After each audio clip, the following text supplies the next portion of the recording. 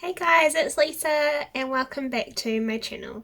Today's video is going to be another collection video. It is going to be my begonia collection. So I do have a few begonias, so I thought I would do a video on that. You guys seem to like the videos where I do a video on a particular species and show you guys what plants I own of that species.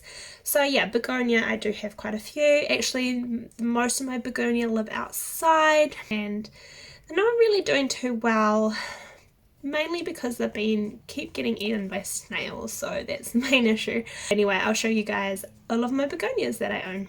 Okay, the first begonia that I'll show you guys is this guy. It is my Begonia Angularis.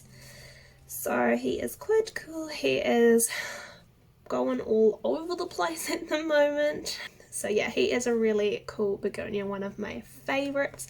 I love the back of their leaves. So this is actually a really good one. So you can see they have some really nice red backs, and it's really cool if you are in certain light.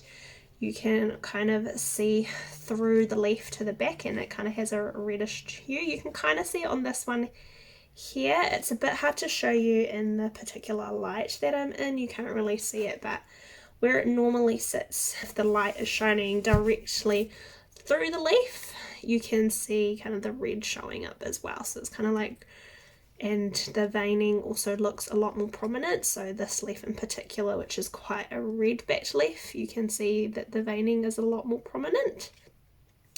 So, and that's this guy. He's growing really fast and he's just stunning, and I'm very happy about it. I've actually got two cuttings in here. This one Chantal gave me. It's not really doing as great as the main plant is. It's only got one leaf and then this like weird little half leaf, and it does actually have a leaf on the way, but I think that it was just because the roots were a lot smaller than the main plant. So anyway, he's a very beautiful plant and I really love them, and it's just so nice to feel the leaves as well because it's like a velvety satin kind of feel. It's almost like suede, sort of. Like it's velvety, but it's not really soft, it's more smooth and like silky almost. Yeah, it's really hard to explain, but this is a really cool plant. These were actually really expensive not that long ago, probably like about within the last year, maybe less. And now they are a pretty common begonia and you can get them for really decent prices. But yeah, when I was first looking into them, I couldn't even afford it. It was so expensive. But yeah, this one I got for like $15, so super cheap now and super stunning. So that's him. Love him so much. He's one of my favorites. Okay, the next plant I want to show you guys is a new one to my collection. You would have seen it already in my lockdown haul video. It is a Begonia Geogenesis. I don't really know how to pronounce it, but put the name there anyway. So as I mentioned in that video, I absolutely love him. He is stunning and he's got a really cool texture to his leaves. It's similar to the Angularis, but it's like even softer. I would say like almost like a suede texture really, and it's quite bumpy as well. Like when you run your hands along it, you can feel like little bumps. So anyway, I think he is super stunning. That's the back of the leaves there. You can see some of them have a bit of red. And he's just got really cool colouring and he's so shiny and he sparkles in the sunlight, which is really nice. And yeah, I just really, really love it. These are quite uncommon at the moment. I mean, like everything, they will eventually become a lot more common. But the price is still a little bit steep for a begonia, especially. We're used to begonias being so cheap, but he's still kind of a rarish begonia, but yeah, he'll definitely will come down in price eventually. I did get this one for a really, I personally think, a decent price. Definitely not a common price anyways. So yeah, I love him. He is super cute. I need to work out what the best way to propagate it is as well. Yeah, I'm just worried I'll kill it. So Begonia Geogenesis. Yeah. Next one I have to show you is my Begonia Imperialist. He's not actually looking the best. I just repotted him into a more shallow pot. He looks so much nicer on camera than he does in real life. So this leaf obviously is not the nicest. It's quite crispy. I have had him living in my prop tank for the last, well, since I got my prop tank. I don't know, I am toying with the idea of am not living in my prop tank anymore. The thing is that the prop tank is such high humidity, it definitely helped with the crispy. I was getting leaves looking like this, brown crispy edges, and they were snapping. But since he's lived in the prop tank, all of the edges have been really nice. The only thing that I would have to say about him being in the prop tank is that the leaf colour is changing quite a lot, which I would say is basically to do with the grow light. On camera here, it does look quite green and like how it used to look, but actually in real life it's almost like the leaves are almost like browny orangey colour, and I really liked it when it was nice green. So I'm kind of trying to figure out what I want to do. If I keep it in the prop tank, I won't get crispy edges, but the leaves will be this darker colour. But if I take it out of the prop tank, they might go back to the nice silvery green colour that they were before, but then I might have crispy ugly leaves. So it's a bit of a debacle, so I'm just trying to figure out what I want to do. So I might just leave him in the prop tank for now and then see what happens. But yeah, he just looks a bit funny because he's just growing quite odd. Like he started to trail almost along the ground, and some of the leaves are pointing one way and some of them are pointing the other way, so they're not all facing the same direction, and I think that is why I think it looks weird. So I don't know what that's about, but it's just kind of, it seems like it's just a growth pattern at the moment. But yeah, I do really love it though. It's one of my favourite begonias, and they're still pretty uncommon, not rare, but uncommon, I would say. Not as uncommon as the Geogenesis that I just showed you. Definitely a lot more common than that, but I still wouldn't classify it as a common begonia, and you can only get them from private sellers as well. You can't get them from stores.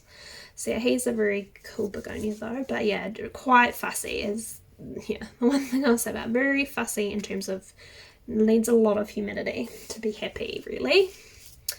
So yeah, just keep that in mind if you would like one. Very easy to propagate though. I've just been propagating them by stem, so I just cut the stem like that and just chuck it in water and they root within a couple of weeks. Very easy to propagate, so cool. The next begonia I will show you guys, I think I will show you my begonias that live outside now. I have, I think, 5 or 6 that live outside. So the reason I did that was that I kind of liked them. They're very common, so if they die then that's fine, I'll just get a new one. And I just don't have the space for them inside, so I thought I would put them outside. They actually are not doing the best at the moment, mainly because the slugs are eating them, and I think the fedora has a bit of a fungal infection, which is probably just from the leaves being wet from being rained on. All of them were doing so well during autumn and winter though. It's really weird. They were actually really happy, like no issues apart from the slugs, and then as soon as we hit spring they've all kind of just got a bit sad. So yeah, I'll show you guys those begonias. Cool, so this is my Begonia Metallica. It's quite a common begonia. I got it from King's Plant Barn about 9 or so months ago for about, I don't know, maybe $30. So I have trimmed it back a little bit, as you can see, and the leaves are a little bit sun-stressed and a bit small, which I think is just from it being outside, but I'm hoping that since it's been almost a full year outside, it will adjust to that environment. And here is a picture of what it looked like when I first got it with its flowers, and also a picture of the backs of the leaves. I just think they look stunning when you see the light shining through them. Cool, so these are some of my Begonia Rex varieties. I don't have specific names for them, I just know that they are a type of Rex begonia. So I've got a couple here. As you can see, the theme is kind of pink, so all 3 of them have some pink. This one's got a bit of silver and green, and as you can see it has been attacked by some slugs, which is a bit of a bummer, but yeah, what can you do really? And this is my Begonia fedora. Yeah, it's had a really rough time of it. It was really happy before in flowering, but it has been attacked by slugs, and I do think it has a bit of a powdery fungal infection. And this is my Begonia elephant ear, or sometimes known as beefsteak. It is flowering at the moment, so it's obviously quite happy. It's also been attacked by the slugs. I have put slug bait out, but yeah, it's a bit annoying. But you know, he's flowering, so he must be happy. The next begonia to show you guys is one of my favorites. I love it. It is my Begonia Lastada. Sorry, he's a little bit, his leaves are a bit dirty. I can see that on the camera. Just excuse that. Just like some dirt and some speckles. So he is doing really well. So he used to live on my plant shelf here for ages. I started to get some crispy leaves like this. So I popped him into my fish tank, prop tank I should say, and a lot of the leaves, new leaves, are looking a lot nicer, as you can see here. No crispy, but some of the leaves have still been getting quite crispy in the prop tank. So what I've done is I've taken him out of there and I've put him back on my plant shelf, because I think it's just a bit too, I don't know, there might be too much humidity in there, and I don't think that the leaves particularly like having water on them. So whenever I like mist in there and the water gets on them, then it seems to be a bit unhappy. So I'm going to try him out of the prop tank and back on the plant shelf now that it's springtime, and see how we go with that. And if he gets a lot more crispy, then I'll chuck him back into the fish tank. But I love him, he is beautiful. This guy was grown from a 1 leaf cutting, probably, I don't even know, maybe 6 or 7 months ago. Might even be longer than that, I can't remember. I think it was the start of last spring actually. And yeah, he's just stunning. I love him. I just love the like lime green highlighted stripe, and he's doing really well. He has got so many growth points as well. He's got about 4 or 5 growth points, which have all come from the 1 single leaf. So that is really amazing. And this is my first attempt at growing a begonia from a leaf cutting. So I just had a leaf with a stem, chucked the stem in the water, and the stem grew roots. And then I potted it, and then like a couple months later I saw a leaf pop out, and I was like, oh my gosh, I actually screamed. I was so excited, and he's just been going for it ever since then. I have chopped a few really crispy leaves off as well, and I think I might chop this one off because it's pretty bad.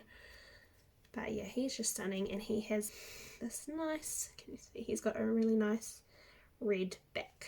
So yeah, I love him. He's again one of my favourite plants in my collection. Every time I see it, I'm just like, oh, so beautiful. Love him. And he's quite an uncommon begonia as well. Again, I wouldn't say rare, but uncommon. Prices are getting a lot better now though. At one point I saw a little plant about this size going for a couple $100 on Trade Me, but keep that in mind, that was like a year ago, and I think the prices have dropped a lot since then. So yeah, Begonia Lastada. My second to last begonia to show you guys is this guy. It is a Begonia Silver Limbo. He's quite cute. So I got this guy from, this lady actually gave me like a little plant of it for like, I think it was $10 or something, which is pretty good because you don't really see these very often. I actually have no idea what they are worth. I don't really see them on being sold much at all, so I have no idea. Anyway, I was like, cool, so I got it for $10. It turned out that it was completely like, there was pretty much no roots. Yeah, she gave it to me as like a rooted plant, but I was like, oh well, it was $10, whatever. Chopped it up, and pretty much all of the cuttings died apart from like, I think 2, and that's what's grown from those 2 cuttings. Again, I just chucked them, the leaf with the stem in water, and the stems grew roots. So he's actually just one, well, he's got 1 growth point here, he's got a 3rd little mini growth point coming in here, and then he's got this 1 long lanky stem thing.